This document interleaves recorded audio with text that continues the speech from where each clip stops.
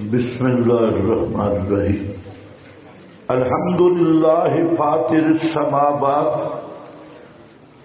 سورہ فاطر کا ربط خلاصہ دعویٰ بیان ہو چکا ہے۔ الحمدللہ فاطر السماوات۔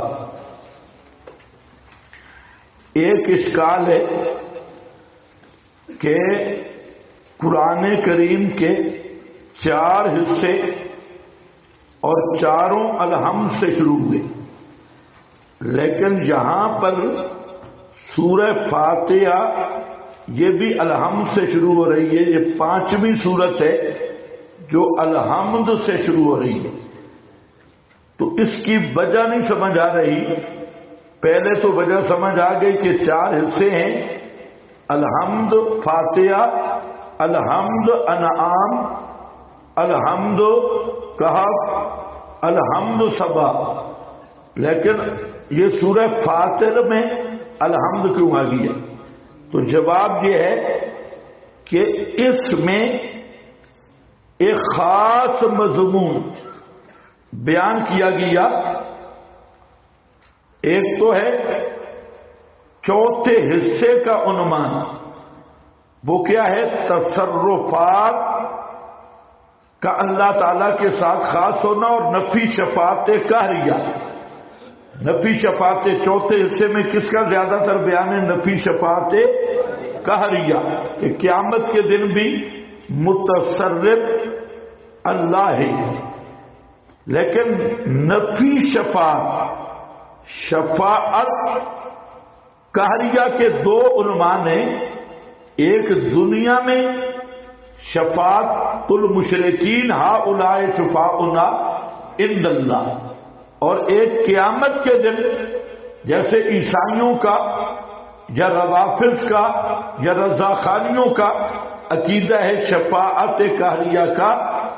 تو یہاں چونکہ عام مسئلہ تھا اور زیادہ تر مضمون قیامت کی شفاعت قہریہ کی طرف پیش کیا گیا، اور قیامت میں تصرفات اللہ کے، تو درمیان میں سورہ فاتحہ میں ایک نیا مضمون آیا، اور وہ یہ ہے کہ نفی شفاعت المشرکین کی اصل علت جو ہے وہ عدم سمائے، اور ان کے شرک کی علت عقیدہ سمائے، عقیدہ سما۔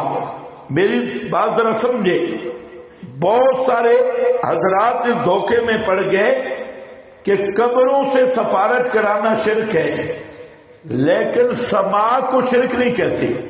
کہتے ہیں استشفاء تو شرک ہے، لیکن سماع کا عقیدہ شرک نہیں ہے، اس طرف توجہ نہیں۔ ویسے عادتاً سماع کے عقیدے کو کسی نے نہیں کہا کہ یہ شرک نہیں ہے، تو لیکن اس طرف توجہ نہیں، تنقید نہیں۔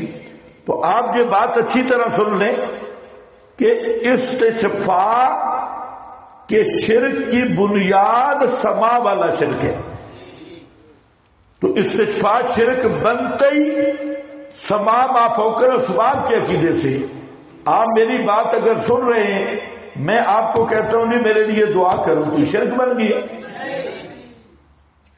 تو سننے والے سے دعا کروانی تو شرک نہیں ہے۔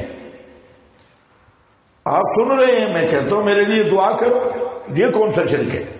یہ شرک نہیں۔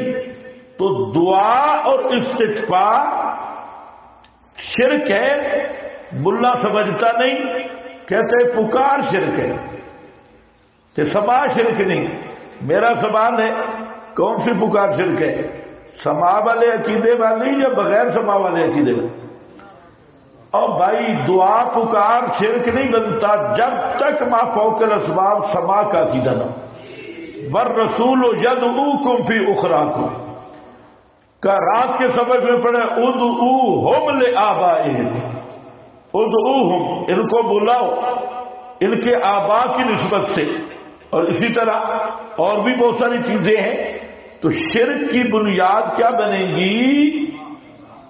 سماع ما فوق الاسباب، شرک فی الدعا، اور استشفاء والے شرک کی بنیاد سماع ما فوق الاسباب ہے۔ تو سورہ فاطر ایک خصوصی مضمون بیان کر رہی ہے، اور وہ کیا ہے؟ شرک فی السماء۔ اس خصوصی مضمون جو علت تھا شرک فی دعا کی بھی اور استغفار کی بھی، اس لیے اس سورت کو بھی الحمد سے شروع کیا، گویا کہ مستقل مضمون کے طور پہ سما والے شرک کا رد کرنا تھا، اس لیے سورہ فاطر کو الحمد سے شروع کیا۔ یہ ربط بیان کر رہا ہوں، اگر کوئی صوفی ہے تو بے شک نہ مانے۔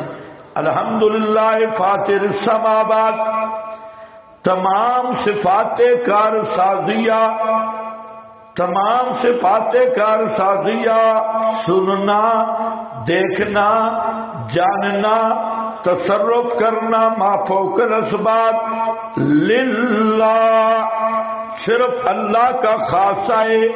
فاطر السماوات، فاطر، فاطر کا معنی چیر پھاڑ کرنے والا، مراد موجدہما من غیر مثال، بغیر آئیڈیل نمونے اور مادے کے، چیر پھاڑ کے پیدا کرنے والا آسمانوں کا، والارض اور زمین کا، جاعل الملائکہ پیدا کرنے والا فرشتوں کو، رسولن پیغام رساں یا بنانے والا ملائکہ کو پیغام رساں، اولی اجنحۃ پروں والے، مثنا وثلاثہ دو دو اور تین تین، برباع اور چار چار، یزید و فی الخلق بڑھاتا رہتا ہے اپنی مخلوق میں، ما یشاء جو چاہے، ان اللہ علی کل شیء قدیر بے شک اللہ ہے اوپر ہر چیز کے پوری قدرت رکھنے والا۔ جہاں ایک مسئلہ میں نے سمجھا دیا، الحمد کا معنی کیا کرو گے؟ جلدی بولو۔ سما، بصر سننا، بولو سننا، دیکھنا، جاننا، تصرف، ما فوق الاسباب، خاص ہے اللہ کے ساتھ، خاص ہے۔ الحمدللہ، الالوہیت للہ، کون؟ اللہ۔ فاطر السماوات، فاطر اشارہ ہے زمین آسمان بے جمیع موادہا، عدم سے وجود میں لائے، یہ ممکن الوجود ہے، عدم محض سے وجود بخشا، ان کو پیدا کیا بغیر نمونے اور آئیڈیل کے۔ جاعل الملائکہ بنانے والا ہے فرشتوں کو، رسولا اشارہ کیا رسولا، یہ جمع ہے رسول کی، رسول بر وزن فعول، بے معنی مفعول، المرسل، کیا سمجھو؟ رسول بر وزن فعول، اور فعول بے معنی مرسل، بھیجا ہوا، بے معنی المفعول، اور بھیجا مرسل کی طرف سے جاتا ہے، تو فرشتوں کی معبودیت کی نفی کر دی کہ اللہ ہی فاطر ہے، فرشتے صرف قاصد ہیں اور پیغام رساں ہیں، چٹھی رساں ہیں، ایک رتی پر بھی فرشتوں کا تصرف نہیں۔ رسولا ہے، رسولا پیغام لانے والے، چٹھی پہنچانے والے، اور وہ متصرف نہیں۔ اولی اجنحۃ، آگے پھر فرشتوں کی شان آئی کہ اللہ نے ان کو پروں والا بنایا۔ اب یہ پر کیسے اللہ ہی بہتر جانتا ہے۔ اجنحہ بازو بھی معنی ہوتا ہے، اور جناح کا معنی پر بھی، اور اس کا معنی بازو بھی ہے، اس کی کیفیت اللہ ہی جانتا ہے۔ دو دو، تین تین، چار چار، فرشتوں کے یہ پر ہیں، کسی کے دو، کسی کے تین، کسی کے چار، کوئی تہمتا سسٹم ہے۔ یزید و فی الخلق کے تین معنی ہیں، یزید و بڑھاتا رہتا ہے، فی الخلق سے مراد پہلا معنی یزید و فی الخلق سے مراد کیا ہے؟ اجنحہ، کتنا ہے؟ اجنحہ، دو دو پر، تین تین، چار چار، اور زیادت فی الاجنحہ مراد ہے، بڑھاتا ہے پروں میں جس کو چاہے۔ یعنی 4 سے بھی بڑھا دے. جیسے بعض احادیث میں ہے جبریل کے 600 پر ہے. کتنے؟ 600 پر. آپ کے حاشیے پہ کہیں لکھی ہوگی حدیث 600 پر. یزید و فی الخلق، بڑھاتا رہتا ہے فی الخلق. دوسرا معنی یزید و فی الخلق، پوری مخلوق کی کیفیت اور کمیت میں اضافہ کرتا رہتا ہے. جیسے کسی کو طول القامت بنا دیا، کسی کو کثیر القامت بنا دیا، کسی کا رنگ اڑا دیا، کسی کا رنگ زیادہ گہرا بنا دیا، کسی کو سفید، کسی کو حسن سود دے دیا. حسن سود، رنگ دیکھو تو پرانا باندر ہے اور سر سنو کہ سبحان اللہ. کئی ایسے مولوی ہیں وہ اگر اندھیرے میں تقریر کریں تو بہت مزہ آتا ہے، جب ان کی 61 آدمی سنیں تو بہت مزہ آتا ہے، لیکن سامنے جب بیٹھتے ہیں تو سارا مزہ خراب ہو جاتا ہے. پتہ نا آپ کو؟ یہ اللہ کی شان کہ جس آدمی کا آواز خوبصورت ہوگا نا اس کو اور کئی کمیاں بھی ہو. زیادہ میں بات نہیں کرتا تو حاشیہ بھی رہے گی. تو کیا ہے؟ کیفیت میں، کمیت میں. کسی کے گلے میں حسن رکھ دیا، کسی کے چہرے میں حسن رکھ دیا، کسی کے بالوں میں حسن رکھ دیا، اور یہ خوبیاں بڑھاتا رہتا ہے. تو یہ معنی بھی ہے یزید و فی الخلق.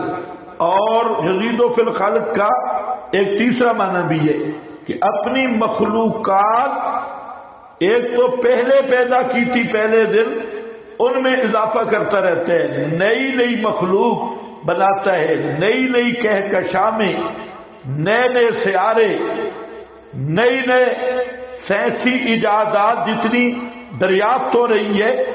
سائنس اس نتیجے پہ پہنچا کہ کائنات ابھی بڑھ رہی ہے. نئی نئی کہکشاں وہ بن رہی ہے، بڑی نئی چیزیں نباتات میں، جمادات میں، حیوانات میں یہ کائنات پھیل رہی ہے. تو پھر آؤ سنو، فاطر عدم سے وجود میں لایا، یزیدو اب بھی پھیلا رہا ہے. تو کیا نتیجہ نکلا؟ جو عدم سے وجود میں آئے، جو پھیلے، اس کی ابتدا بھی ہے، انتہا بھی ہے. ایک تو وہ ممکن الوجود ہے، اور جو فاطر ہے اس کا اس چکر سے ممکن الوجود ٹائم اور سپیس دونوں سے برا ہونا ضروری ہے. تو فاطر، اگر فاطر بھی سپیس اور ٹائم کا حصہ بن جائے اس کے لیے ایک نئے فاطر کی ضرورت ہے. پھر وہ بھی اگر حصہ ہو اس کے لیے نئے فاطر کی ضرورت ہے. تو فاطر ایسا ہو سکتا ہے جو ٹائم سے بھی مابرا ہو، سپیس سے بھی مابرا ہو، زمان سے بھی مابرا ہو، مکان سے بھی مابرا ہو. اور وہ وہی فاطر ہے جس کو واجب الوجود کہتے ہیں. وہ زمانے کا بھی خالق ہے، مکان کا بھی خالق ہے. تو فاطر السماوات میں فرمایا کائنات عدم سے وجود میں آئی. یزید و فی الخلق میں فرمایا ابھی بھی پھیل رہی ہے، وہ بڑھا رہا ہے بڑھانے والا. تو یہی تغیر اور تبدل اور عدم محض سے وجود میں آنا، یہی اس کے وجود اور اس کی توحید کی ایسی دلیل ہے جس کو نہ کوئی توڑ سکا نہ کوئی توڑ سکتا ہے. ایسے بے شک نہیں، سمجھ آئے تو بے شک کہو. یزید فی الخلق ما یشاء، نئی نئی مخلوقات اب بھی پیدا کر رہا ہے. اچھا، اسی دریافت پہ سائنس مجبور ہوا. 90 کی دہائی تک کا سائنس کہہ رہا تھا کہ یہ کائنات ازلی ابدی ہمیشہ سے ہمیشہ. 21ویں صدی کا سائنس متفق ہے کہ یہ کائنات عدم سے وجود میں آئی، بگ بینگ کا نظریہ. اور پھر اس پہ بھی متفق ہے کہ کائنات اختتام کی طرف جا رہی ہے. اب سائنسدان وہ اس بات پہ متفق ہیں کہ یہ اس کائنات کا آخری دورہ چل رہا ہے. اور ان قریب یہ کائنات ختم ہو جائے گی، اس کی ساری پلیٹیں اختتام کی طرف جا رہی ہے۔ تو پہلے جتنی آپ کی شرح قائد میں باتیں ہیں وہ یہی ہے جناب، دلیل تسلسل چل رہی ہے، بطلان تسلسل، اور یہی ثابت العالم متحیر وکل متحیر حادث فالعالم حادث، یہ اب سب بک بک بن گئی ہے، اس کی حیثیت ہی کوئی نہیں رہی۔ یہ بطلان تھا، اب یہ پوری دنیا متفق ہو گئی کہ کائنات ازل سے ازلی نہیں ہے، کائنات کی ابتداء عدم سے وجود میں آئی، اور یہ کائنات اب بھی پھیل رہی ہے، تو اکیلی تو نہیں پھیل رہی، کوئی پھیلانے والا اس کو پھیلا رہا ہے۔ وہ کون ہے؟ یزید فی الخلق، یہ من ہے یزید فی الخلق کا، کسی کو سمجھ آئی؟ نئی نئی مخلوقات پیدا اب بھی کر رہا ہے۔ یزید فی الخلق ما یشاء، جو چاہے، ان اللہ علی کل شیء قدیر، بے شک اللہ ہر چاہی ہوئی چیز پہ قادر ہے۔ ما یفتح اللہ دلیل توحید عقلی دو، فرمایا کہ ما یفتح اللہ، وہ نعمتیں کہ کھول دے اللہ، للناس، ما سے مراد نعمت، اور نعمت عام ہے، مادی نعمت ہو یا روحانی اور مانوی نعمت ہو۔ مادی نعمتوں میں بارش بھی، روزی بھی، شادی بھی، اولاد بھی، صحت بھی، یہ، اور مادی روحانی نعمتوں میں علم بھی، حکمت بھی، ایمان بھی، صلاحیت بھی، عمل صالح بھی، یہ، اور اسی طرح فہم قرآن بھی، فہم حدیث بھی، یہ مانوی روحانی نعمتیں ہیں۔ تو ما سے مراد نعمت عام، مادی، روحانی، ہر قسم کی نعمتوں کو شامل۔ ما یفتح اللہ للناس، جو نعمت کا دروازہ، رحمت کا دروازہ کھول دے اللہ لوگوں کے لیے، من رحمت فلا ممسک لہ، اس کو کوئی نہیں امساک کرنے والا، وما یمسک، اور جس چیز کو اللہ روک دے، وما یمسک، اور جس چیز کو اللہ روک دے، فلا مرسل لہ، اس کو کوئی چھوڑنے والا نہیں، من بعد امساکہ، اس کے روکنے کے بعد کوئی اس کو چھوڑنے والا نہیں۔ اللہ نے روحوں کو روک دیا، فیمسک التی قضا علیہ الموت، سارے للڑ جماؤں، سارے للو جماؤں، اگلے پچھلے جماؤں، ساری روایتیں جماؤں، فلا مرسل لہ من بعد، کوئی بھی ارسال کرنے والا نہیں۔ وما سے کام ہے، جس چیز کو اللہ روک دے،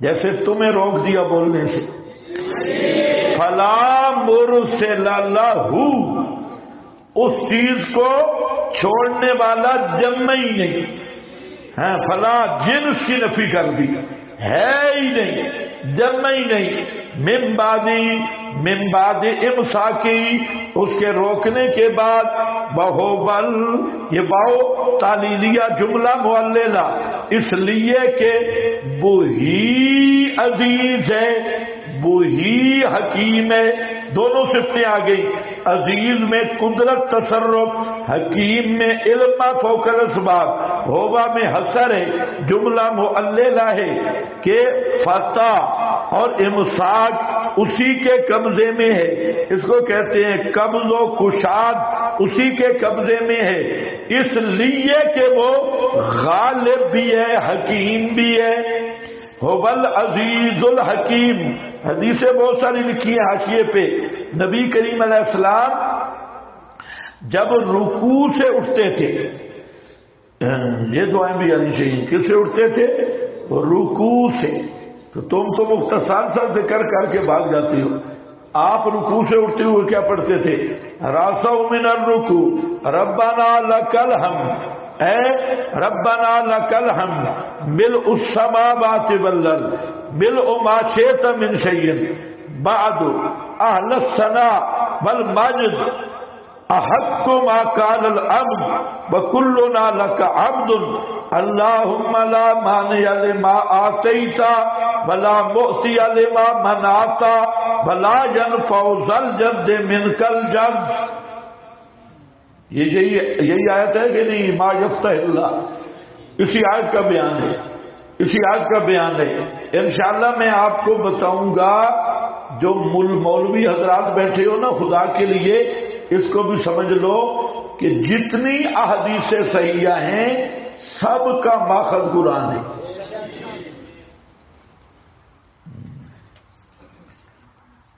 سمجھ گئے؟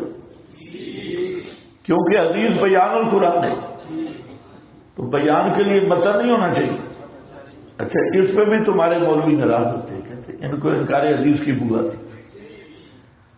اور یہ میرا چیلنج اور دعویٰ ہے، جتنی احادیث صحیحہ ہیں ان سب کا متن ماخذ قرآن ہے، اور وہ سب احادیث ماخوذ من القرآن ہے اور بیان القرآن ہے۔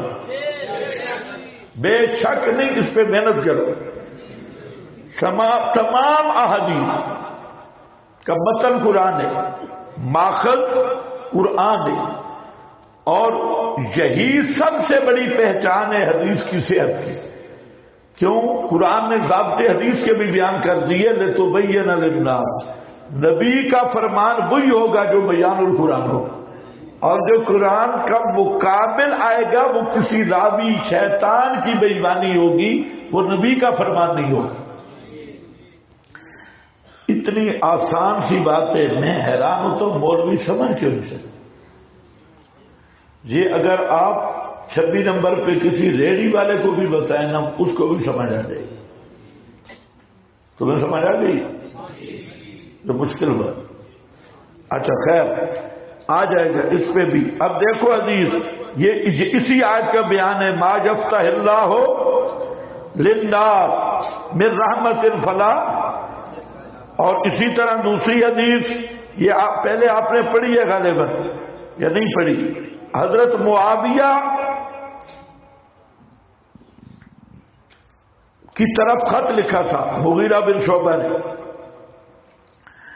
ان نبی صلی اللہ علیہ وسلم کان یقول، نبی پاک صلی اللہ علیہ وسلم اپنی فرض نمازوں کے آخر میں یہ ذکر کرتے تھے، لا الہ الا اللہ وحدہ لا شریک لہ لہ الملک ولہ الحمد وہو علی کل شیء قدیر، اللہم لا مانع لما آتیت ولا معطی لما منعت۔ اللہ، کوئی روکنے والا نہیں جو چیز تو دے دے، اور کوئی دینے والا نہیں جو تو روک لے، اور نہیں نفع دیتا کسی کی بزرگی تیری بزرگی کے مقابل۔ تو سب سے بڑا بزرگ ہے، تیری بزرگی کے مقابل کوئی بزرگ کی بزرگی نہیں چلتی، ساری سب سے بڑی بزرگی تیری ہے۔ حضرت ابو ہریرہ کہتے ہیں، یقول اذا اصبح وقد مطر الناس مطرنا بنوء الفتح، یہ حدیث آپ نے پڑھی ہے، تو آپ نے اس کے بعد یہ پڑھا، ما یفتح اللہ للناس من رحمت فلا ممسک لہا، بارش کے بعد کہ یہ بارشیں دینے والا اللہ ہے۔ اس میں رد ہے تمام بدعیہ اور شرکیہ مذاہب کا، جو کسی درجے میں بھی کسی غیر اللہ میں کسی قسم کی تاثیر مانتے ہیں، سب مشرک ہیں اور سب پہ رد ہے۔ وما یمسک فلا مرسل لہ من بعدہ وہو العزیز الحکیم۔